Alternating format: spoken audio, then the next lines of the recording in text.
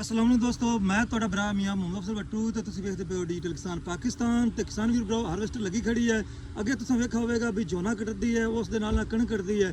ਅੱਜ ਨਾ ਮਕਈ ਕਟਿੰਦੀ ਪਈ ਹੈ ਤੇ ਸਾਡੇ ਨਾਲ ਮਸ਼ੀਨ ਦੇ ਮਾਲਕ ਮੌਜੂਦ ਨੇ, ਉਹਨਾਂ ਕੋਲ ਮਾਲੂਮਾਤ ਲੈਣੇ ਵੀ ਕਿਰਾਇਆ ਕਿੰਨਾ ਹੈ, ਖਰਚਾ ਕਿੰਨਾ ਆਉਂਦਾ ਹੈ ਤੇ ਪਰਫਾਰਮੈਂਸ कैसी है। जी अस्सलाम वालेकुम। बिस्मिल्लाह जी, वालेकुम सलाम जी। मेरे भरा ਦਾ ਕੀ ਨਾਂ ਹੈ? मेरा नाम जी अली शान है।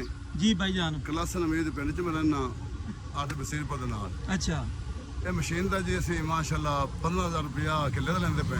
अच्छा किराया है। ਜੀ ਆ 6 ਬੰਦੇ ਸਾਡੇ ਨਾਲ ਹੁੰਦੇ ਨੇ 15000 ਦੇ ਵਿੱਚ। ठीक है। ਉਹ ਸਾਰਾ ਦੇ ਕੰਮ ਕਰਦੇ ਨੇ। 2 ਬੰਦੇ ਸੇ ਜ਼ਿੰਮੇਦਾਰ ਕੋਲ ਲੈਣੇ, ਉਹ ਸਾਡੇ ਬੰਦਿਆਂ ਦਾ ਖਿਆਲ ਵੀ ਕਰਨ, ਨਾਲ ਟੁਰਨ ਵੀ, ਨਾਲ ਛੱਲੀ ਵੀ ਚਾਵਣ ਤੇ ਨਾਲ ਸਾਡੇ ਬੰਦਿਆਂ ਦੀ ਨਾਲ ਖਿਆਲ ਵੀ Check ਕਰਨ ਵੀ ਛੱਲੀ ਕਰਨ। ਛੱਲੀ ਚਾਹੁੰਦੇ ਨਹੀਂ ਚਾਹੁੰਦੇ ਸਾਨੂੰ ਦੱਸਣ। भाईजान इस तरीके ਦਾ ਮੇਰਾ ਖਿਆਲ ਪਿੱਛੇ ਜਿਹੜਾ ਨੁਕਸਾਨ ਹੈ ਉਹ ਜ਼ੀਰੋ ਹੋ ਜਾਸੀ। ਮੈਂ ਨਾ ਜੀ ਇੱਕ ਛੱਲੀ ਵੀ ਪਿਛਾਂ ਨਹੀਂ ਛੱਡੀ ਹੁੰਦੀ। ਮੰਨ ਲਓ ਦੁਬਾਰਾ ਗੇੜਾ ਉਗਵਾ ਲਵੇ, ਆਦਾ ਬੰਦਾ ਗੱਲ ਤੇ 2 ਬੰਦੇ ਉਹਦੇ ਤਾਂ ਰੱਖੇ ਨੂੰ ਜੋ ਨਾਲ ਸੱਜਾ ਦੱਸਦੇ ਹੁਣ ਵੀ ਚਾਹੁੰਦੇ ਨੂੰ ਨਹੀਂ ਚਾਹੁੰਦੇ। ਸਹੀ ਹੈ। ਤੇ ਕਦੋਂ ਤੋਂ ਸ਼ੁਰੂ ਕੀਤਾ ਹੈ ਇਹ ਤੁਸੀਂ? ਜੀ ਅਸੀਂ ਤੀਸਰਾ ਸੀਜ਼ਨ ਸਾਨੂੰ ਹੋ ਗਿਆ ਹੈ। ਅਸੀਂ ਕਟਾਈ ਕਰਦੇ ਪਏ। ਪਿਛਲੇ ਦਫਾ 150 ਕਿੱਲਾ ਕੱਟੀ ਹੈ, ਹੁਣ ਵੀ ਮਾਸ਼ਾਅੱਲਾ ਲੱਗੇ ਖੜੇ ਹੈ। ਤੇ ਮਕਈ ਕਿਸ ਤਰ੍ਹਾਂ ਦੀ ਹੋਵੇ ਜਿਹੜੀ ਆਪਾਂ ਨੇ ਇਸ ਮਸ਼ੀਨ ਨੂੰ ਕੰਮ ਦਿੰਦੀ ਕਿੰਨੀ ਹੈ? ਸੁੱਕੀ ਹੋਵੇ ਉਹਨਾਂ ਸਾਡਾ ਕੰਮ ਚੋਖਾ ਜ਼ਿਆਦਾ ਹੁੰਦਾ। ਮਤਲਬ ਸਬਜ਼ ਮਕਈ ਨਾ ਹੋਵੇ, ਸਬਜ਼ ਮਕਈ ਨਾ ਖੁਸ਼ਕੀ ਹੋਵੇ, ਹਾਂਜੀ। ਜਿਸ ਤਰੀਕੇ ਸਾਹਮਣੇ ਕਟਿੰਦੀ ਹਾਂਜੀ, ਉਹ ਪਈ ਹੈ। ਸਾਰੇ ਕਟਾਸਨ ਥੱਲੇ ਸੁਕਾਸਨ, ਉਹਨਾਂ ਨੂੰ ਵੇਖੋ ਜ਼ਮੀਨ ਦੇ ਅੱਗੇ ਮਰਿਆ ਪਿਆ, ਉਹਨੂੰ ਫੰਗਸ ਆ ਸੀ, ਉਹ ਨਹੀਂ।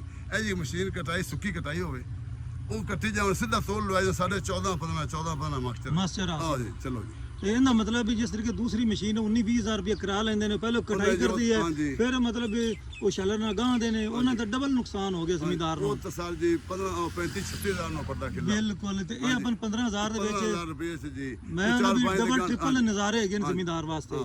ਇਹ ਤੇ ਸਵੇਰੇ ਦੀ ਸਾਫਾ ਲੈ ਤੇ ਆਵੇ ਜ਼ਮੀਂਦਾਰ, ਸ਼ਾਮ ਨੂੰ 10 ਕਿੱਲੇ ਮਕਈ ਵੇਚ ਤੇ ਕਰਾਂ ਜਾਂਦਾ। ਠੀਕ ਹੋ ਗਿਆ। ਤਾਂ ਆਪਣੀ ਸਰਵਿਸ ਜਿਹੜੀ ਹੈ ਕਿੰਨੇ ਏਰੀਆ ਤੱਕ ਆਪਾਂ ਜਾ ਸਕਦੇ ਹਾਂ? ਅਗਰ ਕੋਈ ਦੋਸਤ ਕਹਿੰਦਾ ਵੀ ਮੇਰੀ 50 ਕਿੱਲਾ ਜਾਂ 100 ਹੈ, ਅਸੀਂ ਕੰਗਣਪੁਰ ਜਾ ਸਕਨੇ, ਕਸੂਰ ਜਾ ਸਕਨੇ, ਸਾਨੂੰ ਕਿੱਥੇ ਕੋ ਲੈ ਜਾਵੇ। ਵਿਆੜੀ ਜਾ ਸਕਦੇ ਹਾਂ, ਬਾਬਲ ਨਗਰ ਦੇ ਏਰੀਆ ਹੈ ਜੀ। 100 ਕਿੱਲਾ ਹੋਵੇ ਤੇ ਵਿਆੜੀ ਜਾ ਸਕਨੇ, 50 ਕਿੱਲਾ ਹੋਵੇ ਬਾਬਲ ਨਗਰ ਜਾ ਸਕਨੇ, ਕੋਈ ਰੋਲਾ ਨਹੀਂ। ਅਗਰ ਕੋਈ ਦੋਸਤ ਕਹਿੰਦਾ ਵੀ ਮੈਂ ਤੁਹਾਡੇ ਤੋਂ ਮਕਈ ਕਟਵਾਉਣੀ ਹੈ ਤੇ ਤੁਸੀਂ ਰਾਬਤਾ ਨੰਬਰ ਦੇਣਾ ਚਾਹੋਗੇ? ਜੀ ਆ।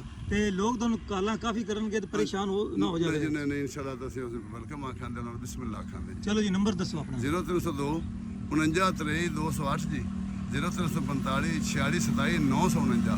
ਇਹ ਮੇਰਾ ਨੰਬਰ ਜੀ ਗੁੱਡ ਹੋ ਗਿਆ। ਤੇ ਕਿਸਾਨ ਵੀਰ ਭਰਾਓ, ਰਾਬਤਾ ਨੰਬਰ ਤੁਹਾਨੂੰ ਮਿਲ ਗਿਆ ਹੈ।